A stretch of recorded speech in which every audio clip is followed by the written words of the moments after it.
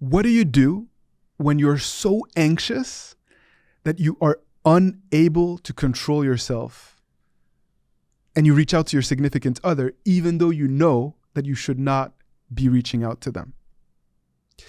Sometimes we conceptually understand after a breakup that there are some things that we should not do, yet we continuously do them and we continuously hurt our chances of rebuilding the relationship the right way. My name is Coach Adrian, and I am a relationship coach. I help individuals stay together. I help individuals repair broken relationships and marriages, and to lay the foundation for a healthy love that builds unity through struggle and not one that divides individuals and that encourages folks to just simply move on when the going gets tough.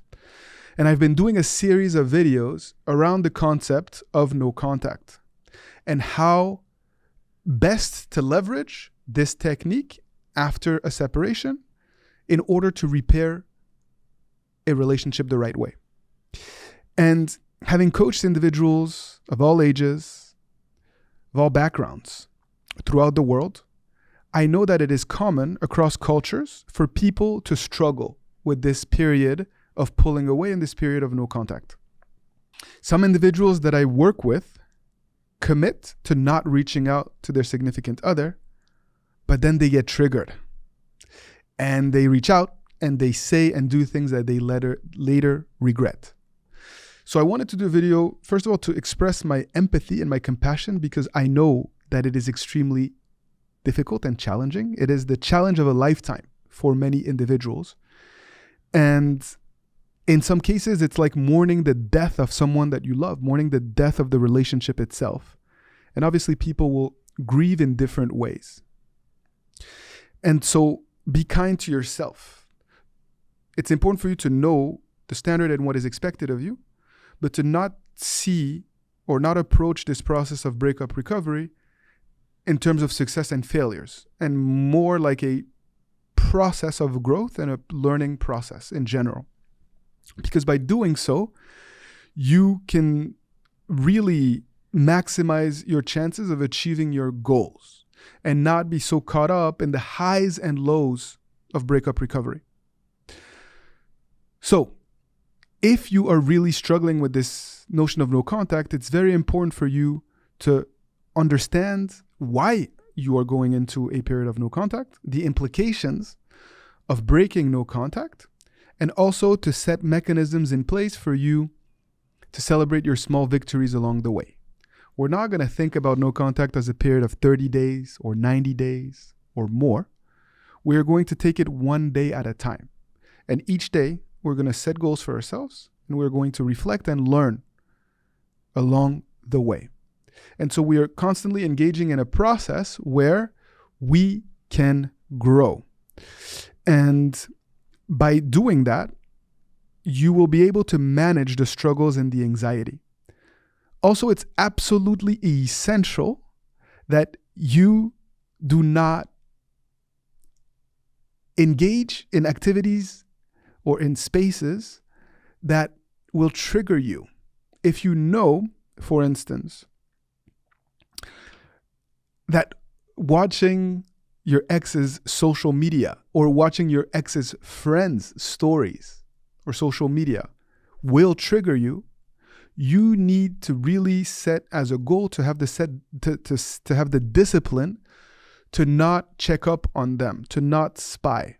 And if you know that you're not in a place where you're strong enough to not check, then you need to set certain mechanisms in place to help you not make those mistakes. For this specific example, it may mean unfriending or blocking or taking a break from social media altogether in order to create an environment by which you can start to grow. Before we can run, we need to be able to crawl. But that entails you having a sense of self-awareness as to where you are at emotionally and in your process of breakup recovery, as well as where the pitfalls may lie, what the triggers are. So we're not going to wallow in sorrow. We're not going to continuously talk about the pain of the breakup and talk about how difficult it is and talk about how much we miss this person that we love so much. Because in essence, you are creating the conditions by which you will feed the anxieties, where you will feed the struggle, and where you're going to make it so much more difficult on yourself. And unfortunately, many times, individuals wallow in sorrow and in those negative emotions because it somehow, in a twisted way, makes you feel like you're staying connected to your ex. You are afraid of not loving them anymore. And so you would rather latch on to this negative emotions than to actually work on detachment. But detachment does not mean not loving your ex anymore. It simply means not being a slave to the negative emotions. It simply means not having your entire existence and your entire brain power revolve around what your ex may or may not be doing. And I know that it is not easy. For some, they're able to manage this and they see the end in the beginning. They understand the process. They, have a sense of detachment, and they're able to navigate no contact in a pretty straightforward way. And they're able to focus on themselves and to really grow and develop the right habits, qualities, attitudes to be able to reach their goals. For others, it's more complicated, and that is okay. But you need to know where you're at, where you stand. And as coaches, that's why we're here. That's why we offer private coaching, is to help be that mirror and for you to be able to start to see those blind spots and to set realistic goals for yourself, right? Because if you set goals that are not realistic, you're setting yourself up for failure, and then you get into these negative spirals and loops where before you know it, you are back to thinking that the worst possible outcome is upon you. It's also very important for you to understand that in most cases, the worst has already happened. You have lost your significant other. You're not together. And so we need to work on acceptance. Acceptance so that we can build something new. We're not going to latch on to the old. We're not going to latch on to the negative emotions because that is preventing us from creating something new. And so your ex moving on, in some cases even your ex dating someone else, can actually help create a new process, a new relationship, a new beginning. And it's important for you to see it as such. Mindset is the key. You working on developing a positive mindset will help you alleviate some of the fears and the anxieties and the struggles that you have been facing. And in some ways, being a breakup recovery coach is very closely tied to being a mindset coach, because it is your greatest asset during this most challenging time.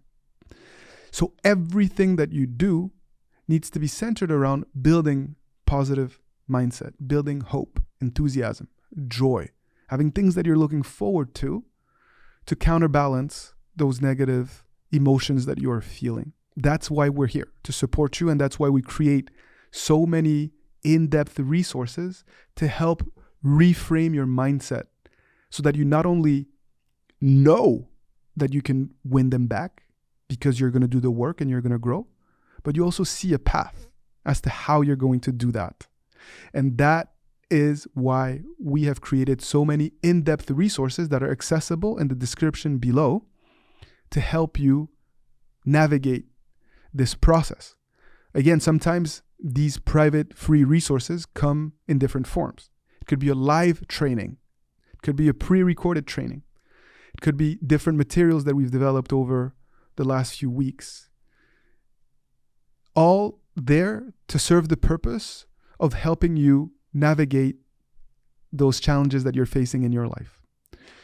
We're also here in private coaching sessions to help you if you feel like you need that extra level of support. You can do this. Nothing is wrong with you. And you need to let go of the shame, let go of the guilt, let go of the fear so that you can start to move towards your goals. And that is what fighting the good fight is all about. That is the basis of our philosophy and how we have helped thousands upon thousands of individuals not just simply get their ex back, but actually find a place of peace and well-being and happiness, and to be so much more confident and stronger that they get back together, but they've also laid the foundation for a new relationship so that you don't have to face what you're facing ever again. And you don't have to wallow in these negative feelings and emotions ever again, because you will have developed also the tools to deal with conflict as it comes in your relationship. My name is Coach Adrian. Thank you for your trust. You know you can leave your comments in the comment section below. If this was insightful, if you've enjoyed this, if you've learned, and if you're ready to take action, please like this video, because it fuels our fire and it continues and enables us to reach more and more people on YouTube and on social media, so that this message of hope and this message of positivity can reach many, many more individuals like you that need the support, that are isolated, that are alone, and that don't see the light at the end of the tunnel. The light is there, and you're going to get there. And that's why we do what we do. So thank you for your trust. Keep fighting the good fight, and see you soon for more amazing time together.